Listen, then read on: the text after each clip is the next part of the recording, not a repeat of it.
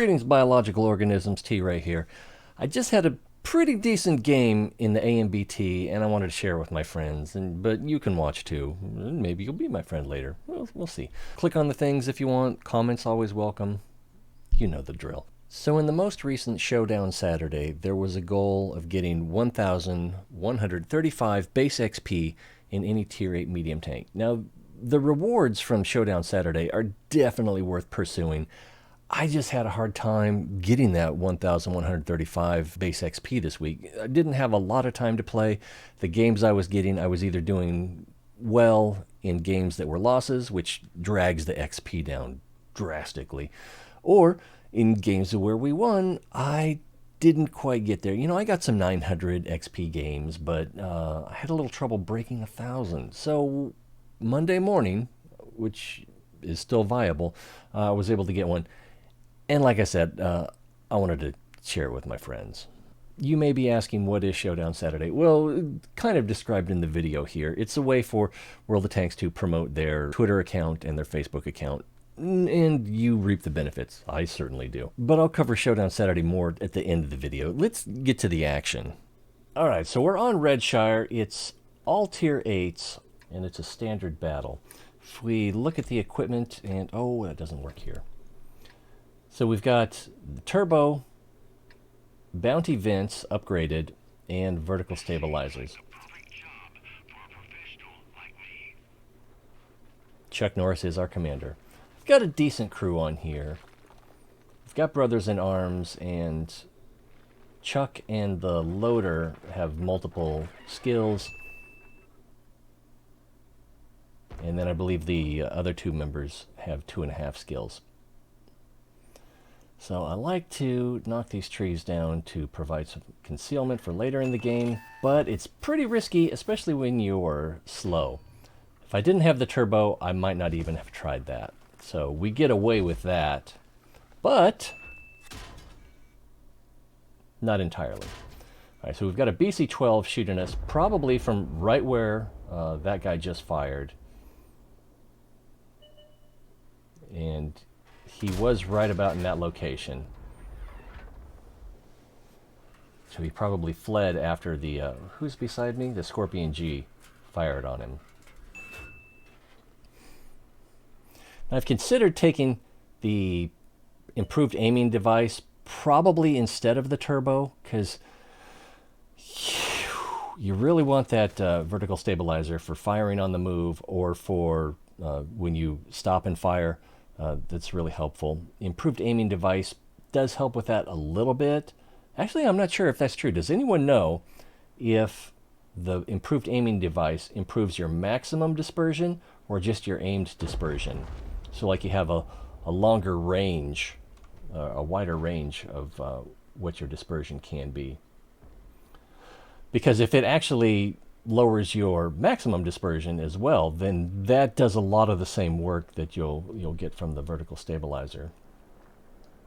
But being a medium tank, you want to be able to shoot firewall on the move, and you want to be able to fire as quickly as possible after you stop moving. Oh, I really wanted to go over the ridge and get that even 90, but gun depression, right? We've all been there. Okay, that guy looks like he's back in that bush. Except this time, it's an even 90 and not the BC-12. At this point in the game, I don't think I noticed during the whole game that there were 2 even 90s. So I was actually under the impression that the even 90 was doing a great job because he's over here, he's over there. So I thought he was playing really dynamically, but it was just there were two of them. There's also 2 WZ-121 FTs, which I didn't notice during the game, which could have been an issue. We'll talk about that later.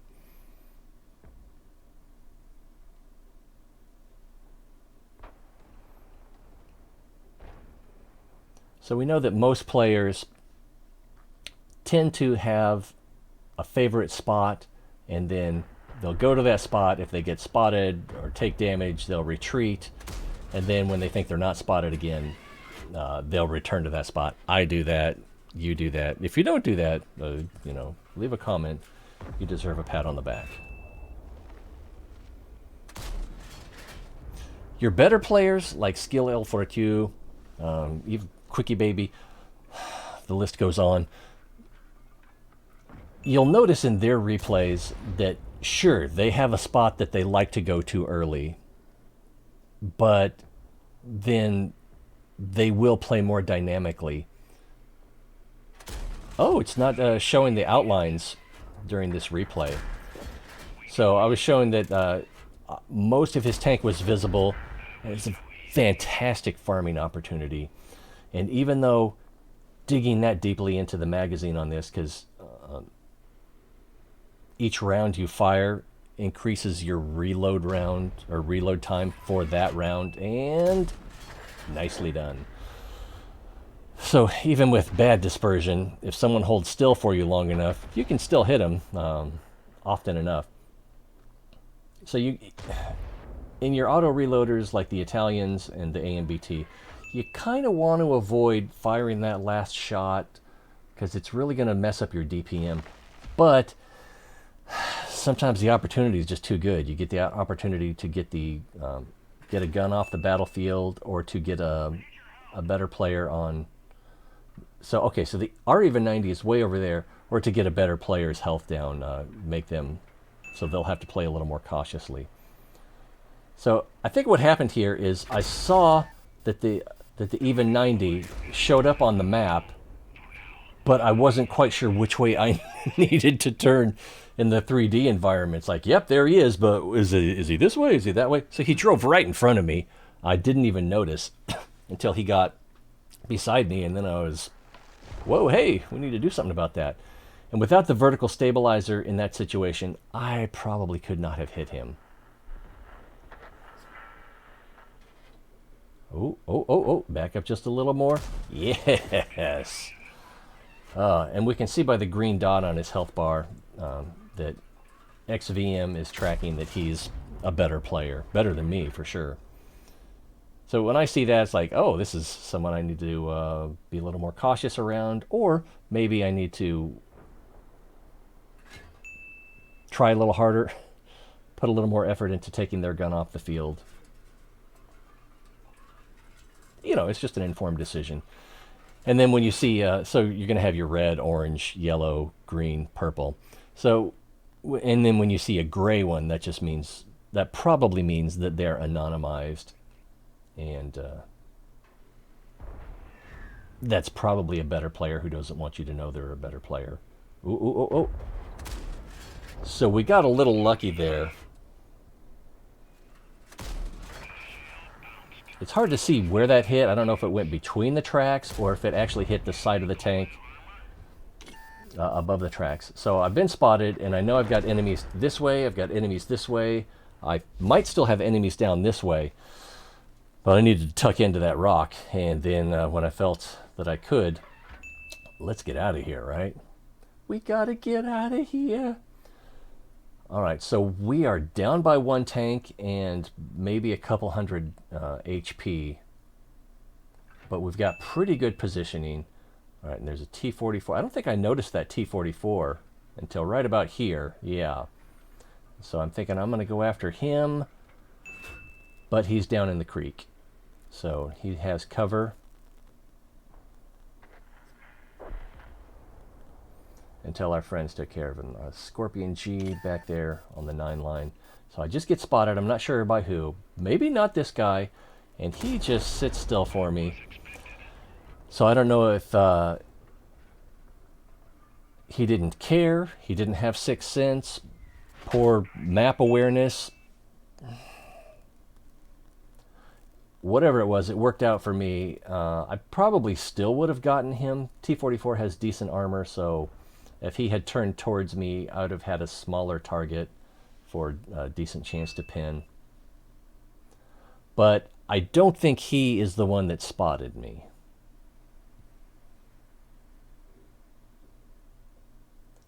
And I don't think I'm spotted at this moment. We'll see if the sixth sense goes off. So I spotted a scorpion, and again, I'm like, where is he? I see him on the mini map, but okay, he's over there. All right, and I don't see anyone over here shooting at me. The scorpion fell back after we co-spotted. It was probably a proximity spotting situation. We might not even have had line of sight on each other. So I'm thinking I'll come up here, and the Stridsvagn S1 is saying keep the Scorp lit. And he's way over there on at D9.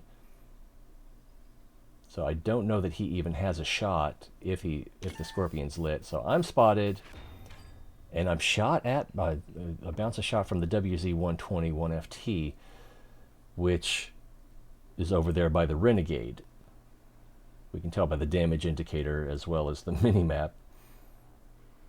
And again, I hadn't realized at this point that there were two WZ-120s. So I'm thinking, okay, he's spotted, so I don't need to worry about this area as much, and I can go after this Scorpion without the WZ getting me. There, he's spotted. Do I have a shot? No, there's his barrel. So I didn't really have a shot at anywhere that would do some damage, but I was able to light him up for, I believe it was my Tiger. It had to be the Tiger 2 that hit him. And again, the WZ-120, he's way over there, so I'm feeling perfectly safe. Because I am not aware that there is another WZ-120 that I need to worry about. And that one's dead, so I don't need to worry about any WZ-120s. Oh, except this one. So I got him in the lower plate there, and he's got that sloped armor. He's falling back, so it bounces off of the upper, and then we get one into the lower. Now, my magazine is empty, and the Scorpion just fired on me. So it's going to take me probably more time to get one shot reloaded at the bottom of the magazine than it would take for him with his non-magazine reload. Oh, we just lost our Yo tank over there. So maybe he didn't count my shots. Maybe he just didn't know. Oh, you know, what was in the mind of another player, I don't know. So I see that the Renegade is uncontested on the 09, the 9 line. So I'm going to go take care of, or work on him. But not a problem after all. Artillery took him out.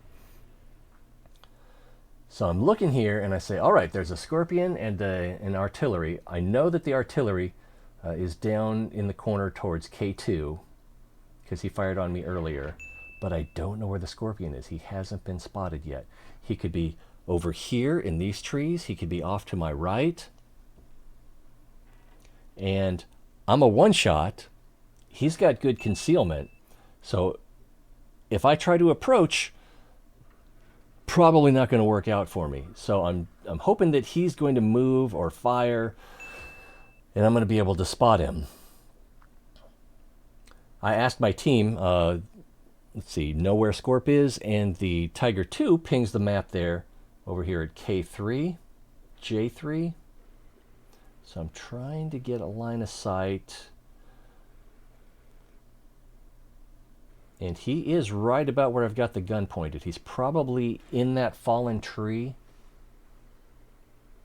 Probably. That's where I'm guessing he is. So if he's still over on this side of the map, yeah, this side of the map, then what I'm thinking is that I'm going to fall back so I'm not spotted, go down to the creek, and then use the creek for cover and concealment, and then try to move up where I can get around or behind whatever he's using for concealment, use the terrain to block shots. You know, and if I've got an opportunity to flank, that's what I prefer to do. But again, I'm a one-shot. He hasn't been spotted, so he's probably on full health. Someone may have blind fired him. And I also need to worry about their artillery. So I've got no cover from artillery here. Got little cover from, and I'm spotted. I was spotted probably right about here. So backing up to this point probably was a mistake. But I wasn't shot, so I don't know if the Scorpion doesn't feel confident with his aim, if he doesn't quite have the line of sight that he wanted, if he fell back, if he's just hoping that artillery will get me. But he takes the shot there, and we can see that, yeah, he is in those trees that were felled, and right about where the Tiger II, and he's still on full health. So the artillery fired, and he was right about where the Tiger II marked the map. So that was really useful. Oh, he's moving, and he's he's low health. So that the artillery really walloped him. Oh, and I can see he's stunned. I'm like, why doesn't he see me? I noticed even during the game, his gun was pointed the wrong way. It could have been that he was aimed at me and started to turn, and his turret wouldn't turn fast enough to get back on target. Or he just didn't see me. I don't think... Did it not show the Sixth Sense go off? I don't think it did. So, yeah. His commander may have been dead as well. But we're at 44 seconds. And I got to admit, by the time I was heading for the creek, my heart was pounding a little bit. I was a little bit excited, had some adrenaline going, feeling a little bit warm. Pressure's on, and I'm feeling it. And looking at the team, I'm thinking, I'm probably going to have to do a good job here. All right, there's the M40 and 335, which I think this is a 360 alpha damage. But we get the kill. So 7 kills and 3,348 damage. 1,078 assistance and 600 blocking. And then we got 4 initial spots as well. So just out of curiosity, was that a low roll on the M40 at the end there? Take a look at the ammunition. Alpha damage at 360 on standard rounds. Now, and the artillery had 400 health. So if I had gone with the HE, maybe I could have killed him in one shot.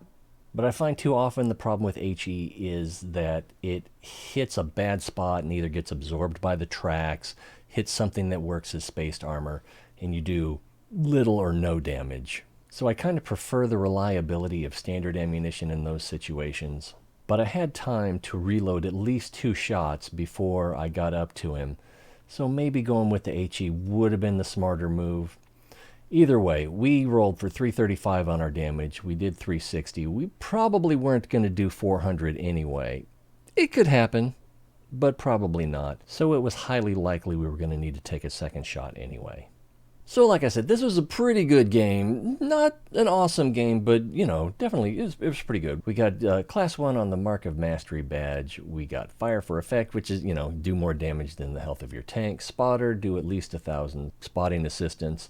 And we just barely cleared that, 1,078. Duelist, kill 2 tanks, at least 2 tanks that have damaged you. Bruiser, which is critical hits. Yeah, damage enemy vehicles, modules, or injure crew members at least 5 times in a battle. And then Hand of God, which there's also Lucky, which also has a horseshoe, I think, but so I always get them mixed up.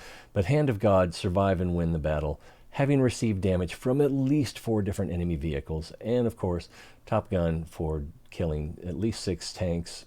We got 7. But did we achieve the goal of 1,135 base XP? Drum roll, please. Of course, I wouldn't be showing you this if we hadn't. So we got 1,336, which is 1 XP short of the elite score of 1,337. I'm not too disappointed. So, yay, that was definitely enough to get the Showdown Saturday goal.